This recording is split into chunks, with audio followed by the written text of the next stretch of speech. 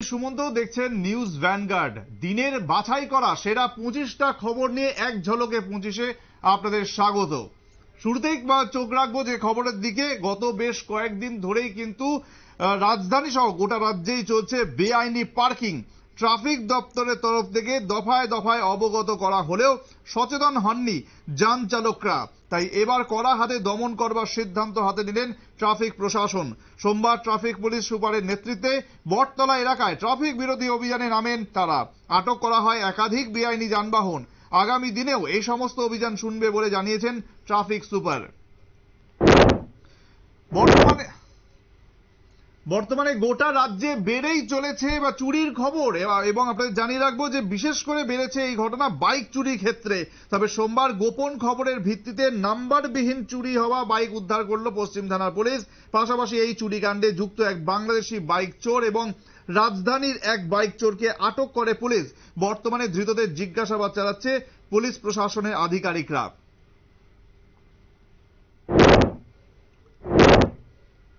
উত্তর জেলার পানিসাগর ডিগ্রি কলেজের কর্তৃপক্ষের উদাসীনতার কারণে রক্তাক্ত হলো এক কলেজ পড়ুয়া ছাত্রী। বর্তমানে রাতের অন্ধকারে কলেজ হয়ে উঠে নেশাখোরদের আস্তানা। প্রতিনিয়ত দিন কিংবা রাত্রি ঢিল মেরে ভেঙে দেওয়া হয় কলেজের দরজার জানলা। রবিবার একদল উচ্ছৃঙ্খল যুবক আচমকাই তাণ্ডব চালায় কলেজ ক্যাম্পাসে। সেখানেই রক্তাক্ত হন ছাত্রী অপর্ণা নাথ। পরে তাকে নিয়ে যাওয়া হয় হাসপাতালে। এই ঘটনার পর কলেজ কর্তৃপক্ষের চরম উদাসীনতা আবারও প্রকাশ্যে উঠে এলো।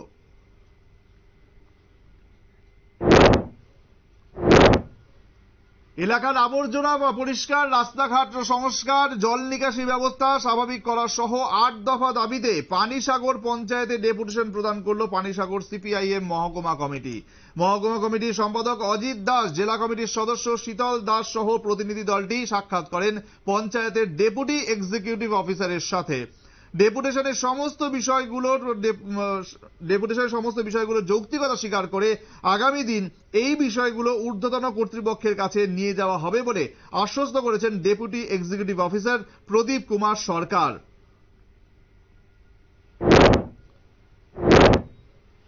দশম যোগা দিবসকে সামনে রেখে শেষ হলো এবারের মতো 10 দিন ব্যাপী যোগা কর্মশালা এবং যোগাসন প্রতিযোগিতা। বীরঙ্গনা উচ্চালয়ের উদ্যোগে এবং যোগ্য বার্তার উদ্যোগে এবং 39 নম্বর পুর ওয়ার্ডের সহযোগিতায় শেষ হলো এই শিবির। শেষ দিনে পুরস্কার বিতরণী অনুষ্ঠানে উপস্থিত ছিলেন প্রাক্তন ক্রীড়াবিদ এবং বর্তমান mark fade chairman Sanjay Saha.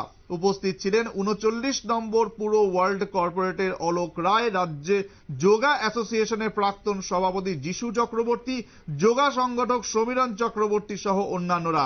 10 দিনের এই শিবিরে 10টি স্কুল থেকে অংশ নেন 120 জন ছাত্রছাত্রী। সমাপ্তি অনুষ্ঠান এবং সাংস্কৃতিক অনুষ্ঠানের শেষে বিজয়ীদের হাতে পুরস্কার তুলে দেন উপস্থিত অতিথিরা।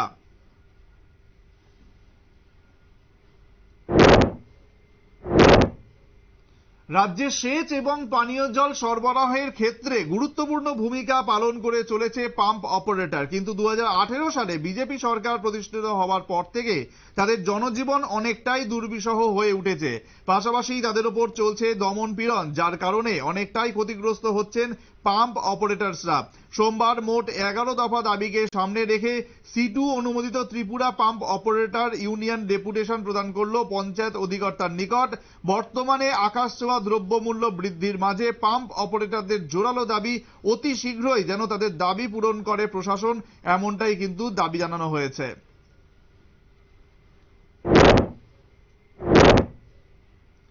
নতুন সরকার কেন্দ্রে প্রতিষ্ঠিত হওয়ার পর একটি দুর্নীতি প্রকাশ্যে আসছে, যার মধ্যে সবচেয়ে কলঙ্কিত এবং সমালোচিত হচ্ছে ছাত্রছাত্রীদের উচ্চ শিক্ষার ভবিষ্যতে নিয়ে যে কেলেঙ্কারি বর্তমানে সংবাদ শিরোনামে।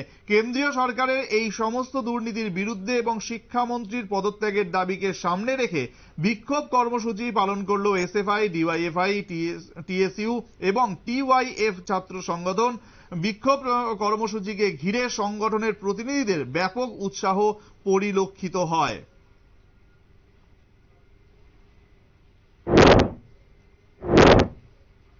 বিজেপি আমলে সবচেয়ে বেশি ক্ষতিগ্রস্ত হয়েছেন কৃষকরা, বা কৃষক আন্দোলন থেকে শুরু করে একাধিক আন্দোলনের শিকার হয়েছেন তারা। তৃতীয়বার বিজেপি সরকার প্রতিষ্ঠিত হওয়ার পর প্রত্যাশা ছিল কৃষকদের মুখে হাসি ফোটাবেন সরকার, কিন্তু এখনো সে বিষয়ে কোনো পদক্ষেপ গ্রহণ করেনি নতুন মন্ত্রিসভা, যার কারণে আগামী দিনও কৃষক বিরোধী মনোভাব অবলম্বন করতে পারে কেন্দ্রীয় সরকার। সোমবার এই বিষয় নিয়ে সাংবাদিকদের সামনে তুলে ধরেন রাজ্য কৃষক সভার নেতৃত্ব।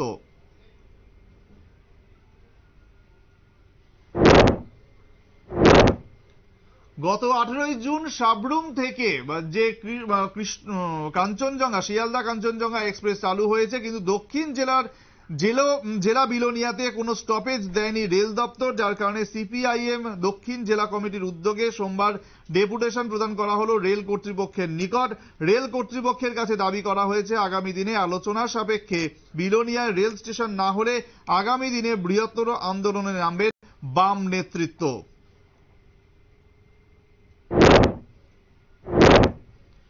সিনিয়র রাজ্যভিত্তিক ক্রিকেট প্রতিযোগিতার তালিকা তৈরি। সোমবার গ্রুপ লিগে 4টি ম্যাচ শেষ হওয়ার পর তৈরি হয়ে যায় শেষ 4-এর তালিকা। গ্রুপ লিগের শেষ ম্যাচে আমবাসাকে 109 রানে হারিয়ে সেমিফাইনালে পৌঁছে গেল বিলোনিয়া। অপরদিকে তেলিয়ামুড়াকে 30 রানে হারিয়ে সেমিফাইনালে পৌঁছয় জিরানিয়া। বুধবার আসরের দুটি সেমিফাইনাল ম্যাচ অনুষ্ঠিত হবে। প্রথম সেমিফাইনালে তেলিয়ামুড়া খেলবে বিলোনিয়ার বিরুদ্ধে, অপরদিকে আমবাসার মুখোমুখি হবে জিরানিয়া। 28শে জুন হবে ফাইনাল ম্যাচ।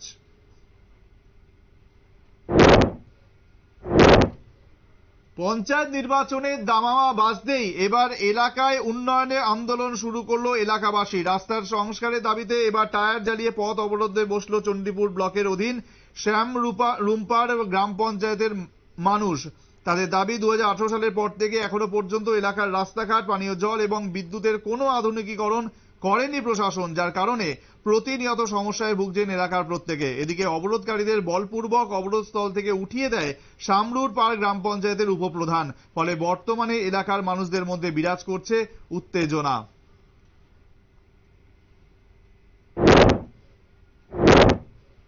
বেসরকারি ব্যাংকের এটিএমে আচমকাই আগুন। শর্ট সার্কিট থেকে আগুন লাগে এবং তা থেকে আতঙ্ক ছড়িয়ে পড়ে কৈলাসহর থানা রোড স্থিত এলাকায়। ঘটনা খবর পেয়ে ছুটে আসে দমকল কর্মীরা। তবে ক্ষয়ক্ষতির পরিমাণ ততটা না হলেও এটিএম এর অভ্যন্তরে টাকা সুরক্ষিত কিনা তা নিয়ে চিন্তিত ব্যাংক কর্তৃপক্ষ। এদিকে প্রাথমিক তদন্তে অনুমান বিদ্যুতের শর্ট সার্কিট থেকেই এই অগ্নিকাণ্ডের ঘটনা। নবম শ্রেণীর ছাত্রকে ধাক্কা দিয়ে বেরিয়ে গেল মারুতি ভ্যান। ঘটনা সোমবার দুপুরে আগরতলা উদয়পুর জাতীয় সড়কের চড়িলাম চেচরিমাই এলাকায়। চেচরিমাই দ্বাদশ শ্রেণী বিদ্যালয়ের নবম শ্রেণীর ছাত্র স্কুল থেকে বাড়ি ফিরছিলেন। সেই সময় পিছন থেকে ছাত্রটিকে ধাক্কা মেরে পালিয়ে যায় এই মারুতি ভ্যানটি। রক্তাক্ত ছাত্রকে নিয়ে আসা হয় বিশ্রামগঞ্জ প্রাথমিক স্বাস্থ্য কেন্দ্রে। বর্তমানে একদিকে ছাত্রটির চিকিৎসা চলছে হাসপাতালে, অন্যদিকে ঘাতক গাড়িটি তল্লাশি চালাচ্ছে পুলিশ।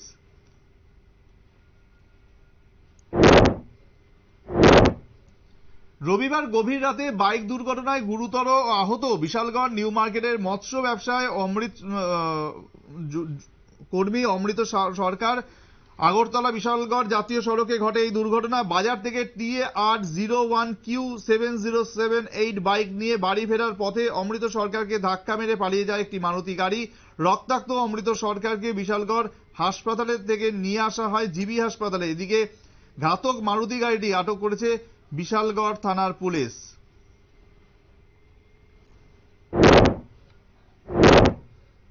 দশম বিশ্ব যোগা দিবসকে সামনে রেখে শেষ হলো 10 দিন ব্যাপী যোগা কর্মশালা এবং যোগাসন প্রতিযোগিতা। বীরাঙ্গনা উৎসালয়ের উদ্যোগে এবং যোগ্য বার্তার উদ্যোগে এবং 39 নম্বর পুর ওয়ার্ডের সহযোগিতায় শেষ হলো এই শিবির। শেষ দিনে পুরস্কার বিতরণী অনুষ্ঠানে উপস্থিত ছিলেন প্রাক্তন ক্রীড়াবিদ এবং বর্তমান মার্কফেড চেয়ারম্যান সঞ্জয় সাহা।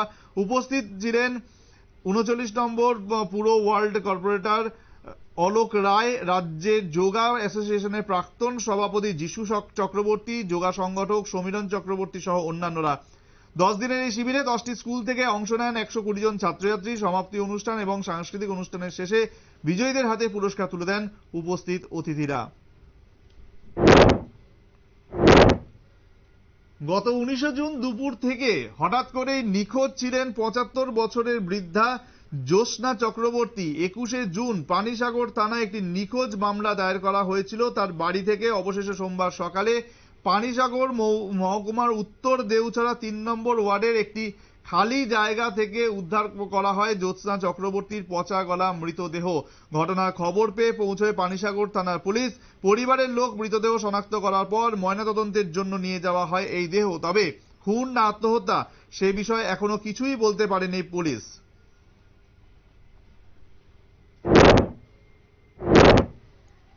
নতুন বাজার এবং কালাছড়ার সঙ্গে সংযোগ রয়েছে রায় গ্রাম পঞ্চায়েতের 5 নম্বর ওয়ার্ড। বিগত কয়েক বছর যাবৎ এই এলাকার প্রতিটি পরিবার পানীয় জল, বিদ্যুৎ এবং রাস্তাঘাটের সমস্যায় জর্জরিত। প্রশাসনের কাছে দফায় দফায় জানিয়েও কোনো লাভ হয়নি, যার কারণে সোমবার রায় গ্রাম পঞ্চায়েতের জনগণ রাস্তা অবরোধ করে। রাস্তার দুধারে আটকে পড়ে যান চলাচল। পরে প্রশাসনের ঊর্ধ্বতন কর্তৃপক্ষ এবং পঞ্চায়েত প্রধানের আশ্বাসে পথ অবরোধ তুলে নেন পথ অবরোধকারীরা।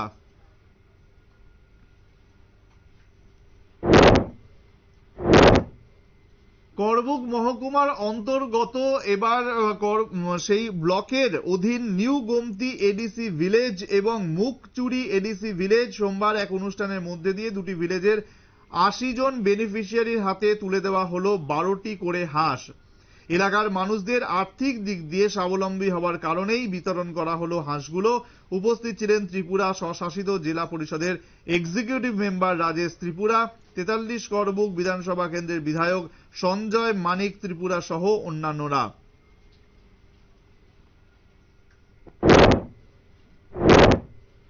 ডুলুয়ারি অঙ্গনওয়াড়ি কেন্দ্রে এবার ডিপ টিউবওয়েল বসানোর কাজে হয়েছে কারচুপি। DWS দপ্তরের ওয়ার্ক অ্যাসিস্ট্যান্ট বিমলেন্দু দেব এবং কন্ট্রাক্টরের বোঝাপড়া হাতিয়ে নেওয়া হয়েছে টাকা, যার কারণে 280 ফুট বরাদ্দে ধরা টিউবওয়েল বসানো হয়েছে 120 ফুটে। তড়িঘড়ি কাজ ছেড়ে সম্পর্ক দিয়েছে দুজনেই, যার কারণে গোটা এলাকার ক্ষোভ ছড়াচ্ছে DWS ওয়ার্ক অ্যাসিস্ট্যান্ট এবং কন্ট্রাক্টরের বিরুদ্ধে।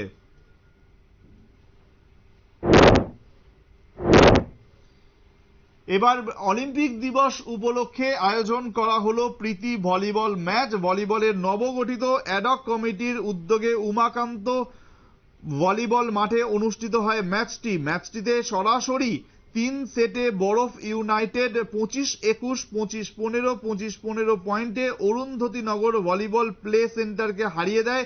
মাঠে উপস্থিত ছিলেন নবগঠিত অ্যাডহক কমিটির চেয়ারম্যান প্রদীপ চন্দ্র, ত্রিপুরা অলিম্পিক অ্যাসোসিয়েশনের সভাপতি রতন সাহা, সচিব সুজিত রায়, 39 নম্বর ওয়ার্ড কর্পোরেটর অলোক রায় সহ আরো অন্যান্যরা।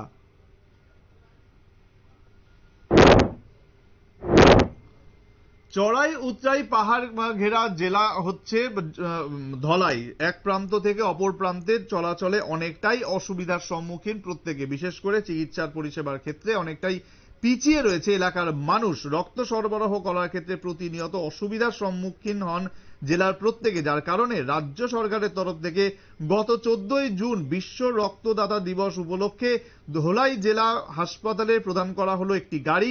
রক্ত সংগ্রহ এবং পরিবহনের জন্য এই অত্যাধুনিক শীতাতপ নিয়ন্ত্রিত গাড়ি প্রদান করা হয় হাসপাতালের মেডিকেল সুপার ডাক্তার বিধান ভৌমিক জানান, গাড়িটি পাওয়ার ফলে একই সাথে গাড়ির ভেতর দুজন রক্তদাতা রক্তদান এবং রক্ত সংগ্রহ করা সম্ভব হবে।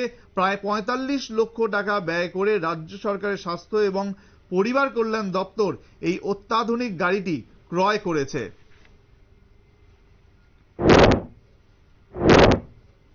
বড়কাঠাল থেকে ডুকরাই এই যে হেজমারা হয়ে ধোয়াই যাওয়ার রাস্তা, দীর্ঘ 4 কিলোমিটার পথ সম্পূর্ণ চলাচলের অযোগ্য হয়ে পড়েছে।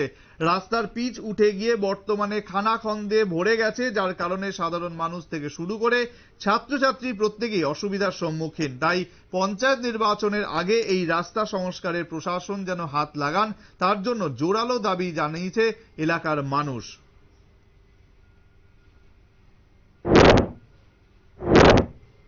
আগরতলা সীমানা প্রধান সড়কের বৈরাগী পাড়ায় যান দুর্ঘটনায় গুরুতর আহত কান্ডু ওরাং নামে এক যুবক। সোমবার সকাল 9টা নাগাদ TR011366 বাস গাড়ির সাথে মুখোমুখি সংঘর্ষ ঘটে। বাইক চালকের রাস্তায় ছিটকে পড়ে যান বাইক চালক। রক্তাক্ত চালককে প্রথমে কাতলামারা হাসপাতালে এবং পরে উন্নত চিকিৎসার জন্য জিবি হাসপাতালে পাঠানো হয়। এদিকে এলাকায় ট্রাফিক ব্যবস্থা না থাকার কারণে এই দুর্ঘটনা প্রতিনিয়ত বাড়ছে, এমনটাই অভিযোগ এলাকাবাসীর।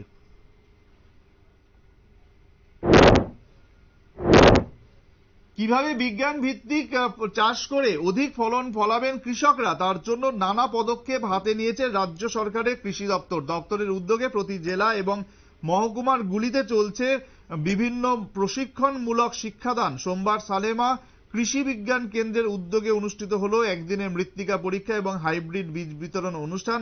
কমলপুর কৃষক বন্ধু কেন্দ্রের রানিং সেন্টারে এই অনুষ্ঠানে উপস্থিত ছিলেন ধোলাই কৃষি বিজ্ঞান কেন্দ্রের বিশেষজ্ঞ সুপ্রতিম দাস। তাছাড়া উপস্থিত ছিলেন sector officer Pritam Saha, MD Subinoy Debbarma সহ অন্যান্যরা। প্রশিক্ষণ শিবির ঘিরে চাষিদের মধ্যে ব্যাপক উৎসাহ দেখা যায়। অনুষ্ঠান শেষে অতিথিরা কৃষকদের হাতে তুলে দেন উন্নত প্রজাতির সবজির বীজ।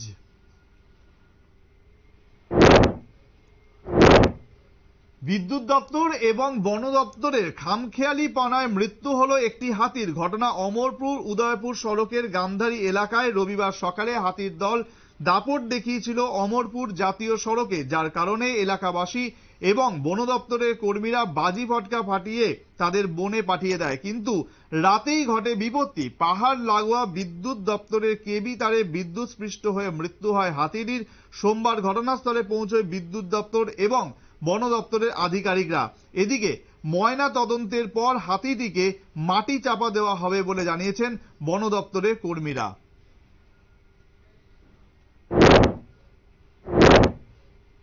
এক ঝলকে 25 এখন এ পর্যন্তই। অন্যান্য সকল খবরের জন্য নজর রাখুন নিউজ ভ্যানগার্ডে।